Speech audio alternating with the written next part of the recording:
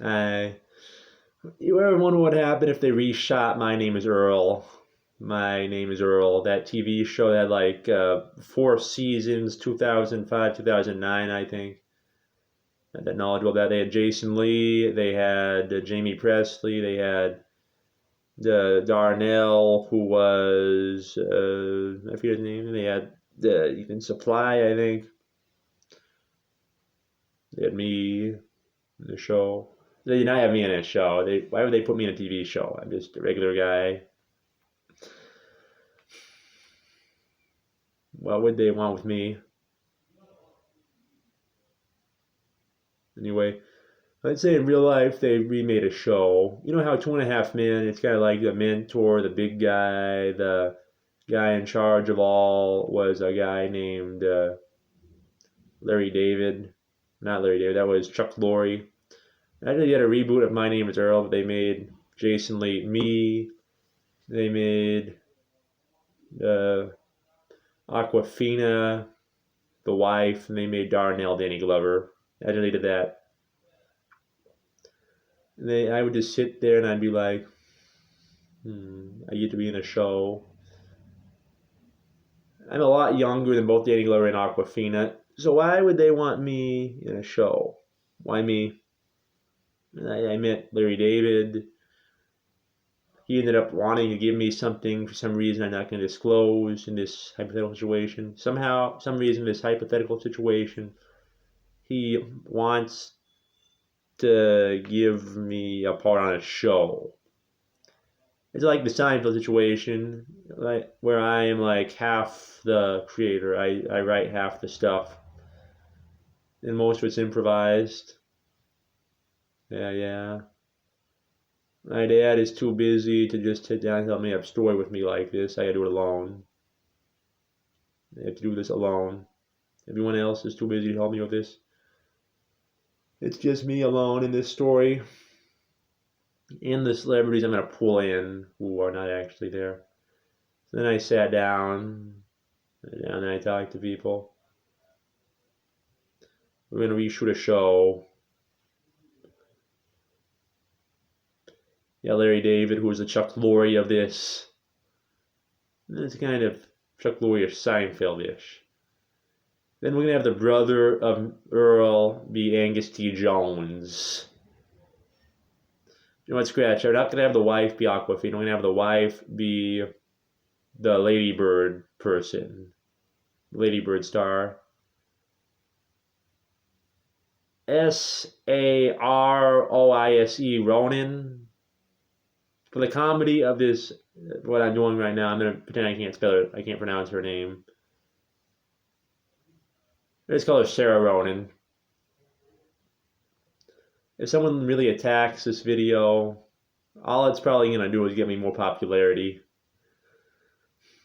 Probably that's all that's gonna happen. That's not really offensive. I'm not gonna say their name right. She seems pretty thick-skinned about that. She seems pretty unsensitive, what I can tell. Sometimes it's better to beg for forgiveness than ask for permission.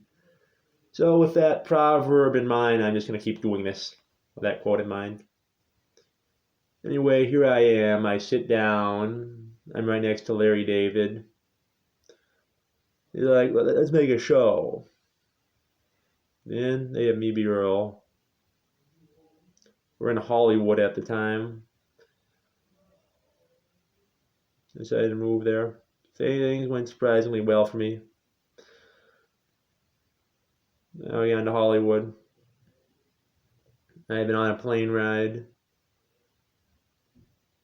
In this made-up story, I had originally went to Hollywood to meet Mel Gibson. I wanted to describe some things and I wanted to see him. But no. Due to a thing or two, I ended up instead. So I'm on a plane in Hollywood. I'm on a plane. I gotta make this more visual now. I'm on a plane. I'm leaving where I currently am. That would be Sacramento. I'm on the plane. I sit on the plane and I have a nice time. I like this. Right next to me on the plane, there is this lady named Aquafina. She comes up to me and she talks to me. about why I should be in some movies with her. Of course, in real life, no one wants anything to do with me. Of course, but like it's a dream. It's a dream. A dream. Now I go back to the story. I'm sitting down in the story. She says hi to me. She goes away. And she walks away. I was just sitting there. And why would someone want anything to do with me?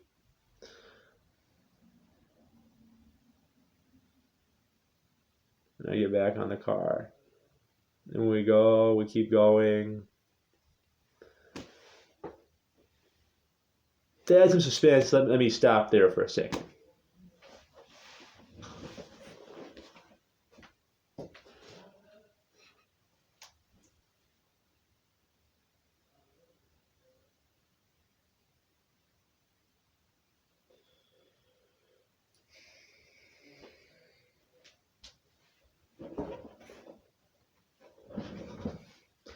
And I've had just quite enough of the plane. I'm starting to feel kind of drowsy, so I take out a book for me to read. It's called Serendipity, right next to a Muffin Muncher. Why not say some things from this book? Turns out the book's by the Loch Ness monster-like creature. She's not a sea serpent. She's a Loch Ness monster-like creature that eats people because they put garbage in the water. It's one of those environmental things. Environmentalists. Serendipity. Who would have expected something like that? Sarah Muffin Muncher. Now, I'm not bothering anyone here because I am alone. Serendipity in the Muffin Muncher.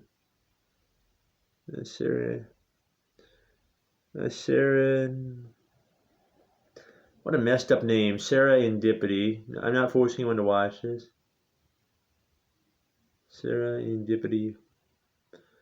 Book Muffin Muncher. The Serendipity book.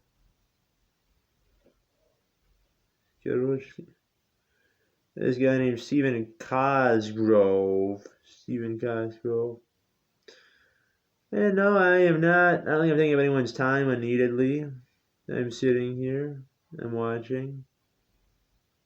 As I sit down, I continue to sit. And no one seems mad at me. I'm trying to keep sure that the language of this is appropriate. Serendipity. Oh no, it's called Muffin Dragon.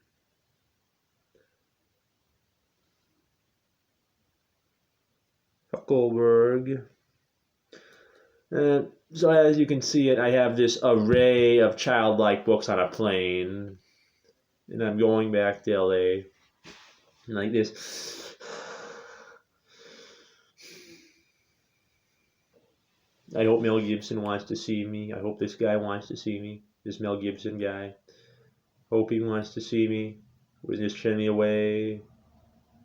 Or give me a pat on the back. Tell me to leave. Or crap my autobiographies.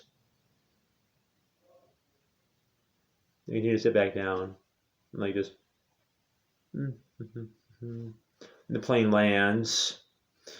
And I see a guy named... I see as the plane lands, I get out, I get my stuff, then I go to my hotel room. All along me going there, I can't help but feel like I'm being watched. In my mind, there comes this recording, this remembrance of the Looney Tune cartoon called, what was it called? The Harassing Horror, when Bugs Bunny gets tricked into seeing the gossamer-like creature. The son of the Wicked Witch. I just keep going, and I go inside my hotel room. Like, screw it. I'm gonna sit here and keep things going. And I sat down. I sat down.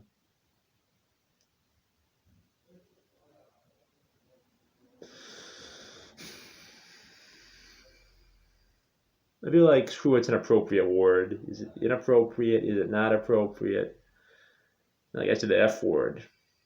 I said crud. I just think crud was a bad word or crap. The S word is definitely inappropriate. I feel like everyone's okay right now what I'm saying. If I get a complaint, I'll just handle it when I see it and I won't ask permission. I'll just beg forgiveness if like something not like if something comes along, I'll just ask permission. I'll just beg forgiveness when it happens. Anyway, here I am sitting down. Hotel room. And all of a sudden, as I'm sitting there, I had had quite enough.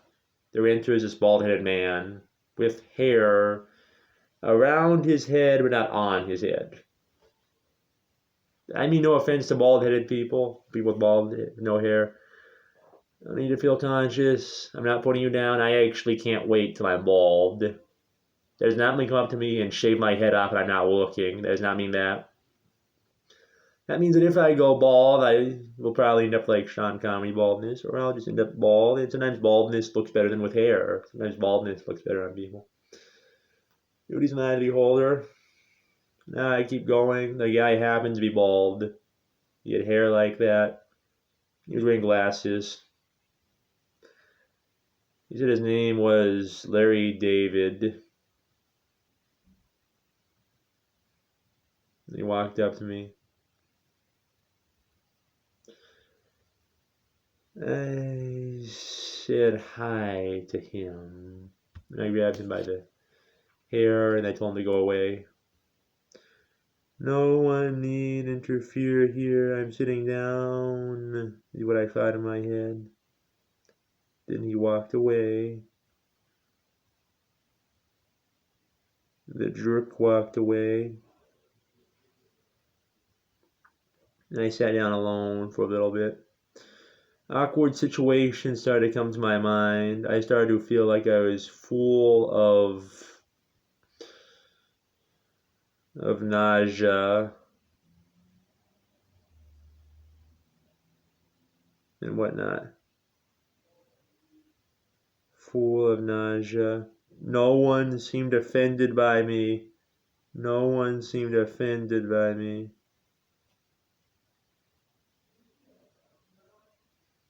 Then I sat back down.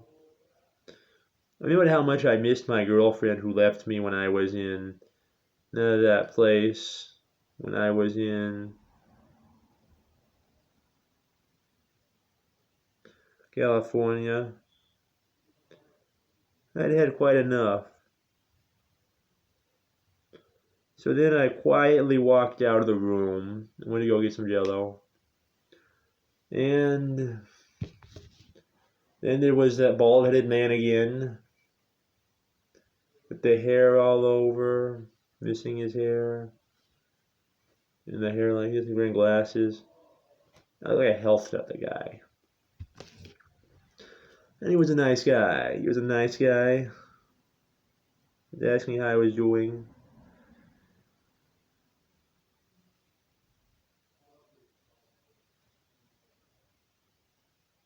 He continued to sit down. I had had quite enough with him.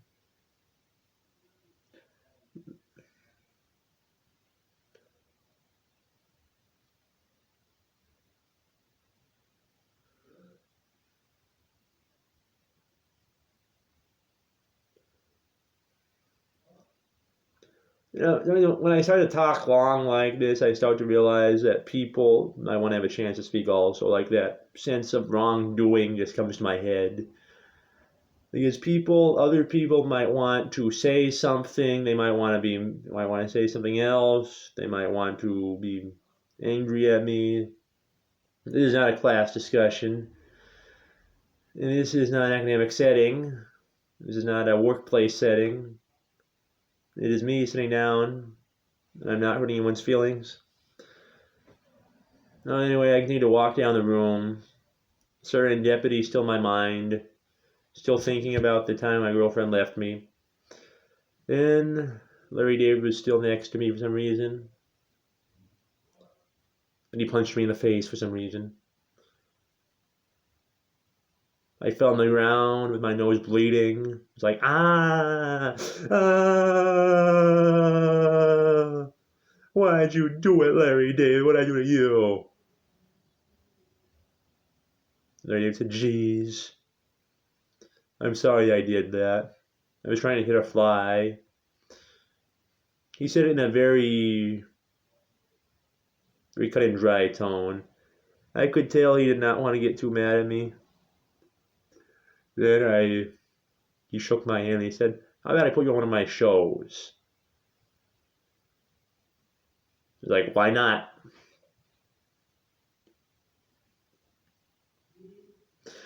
I had known in the back of my head that Mel Gibson probably not want to see me. He's a star. You don't owe me something, why bother? Why bother seeing me?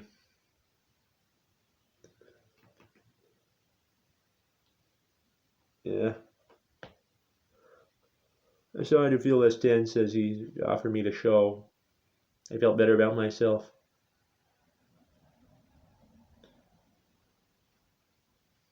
He gave me a pat on the back, then he gave me a time, like me tomorrow morning. So I went back to my bedroom.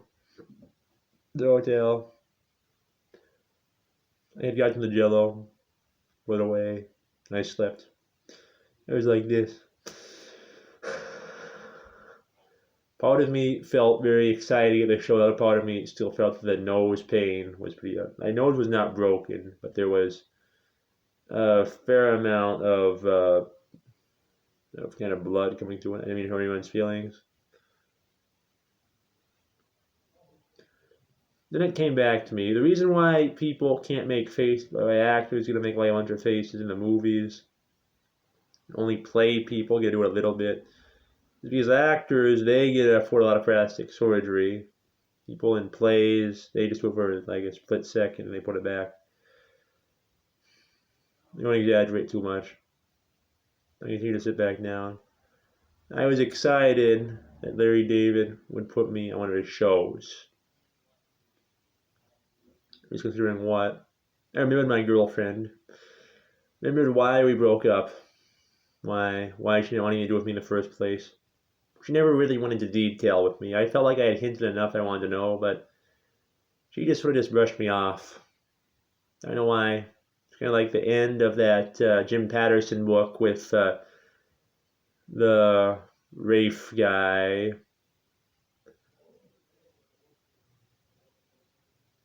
And I lied on the bed and I was like,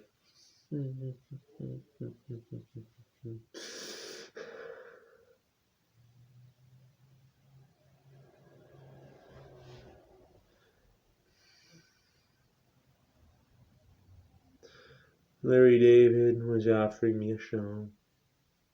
I got up the next morning.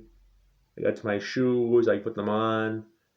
And I walked outside. I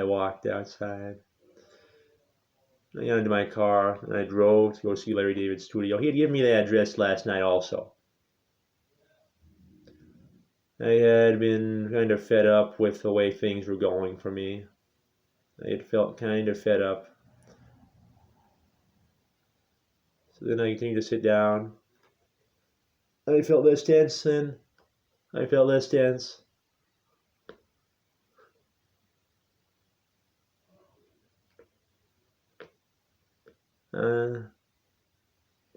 Yeah, I did feel less tense. And I realized the show was about karma, about things like that. He said, Alex, who are your co-stars? Who do you want to pick me on the show?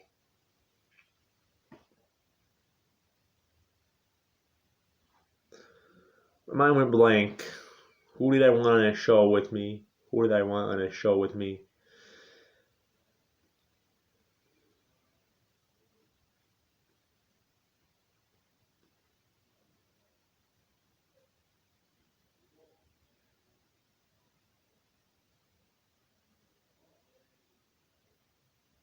Aquafina.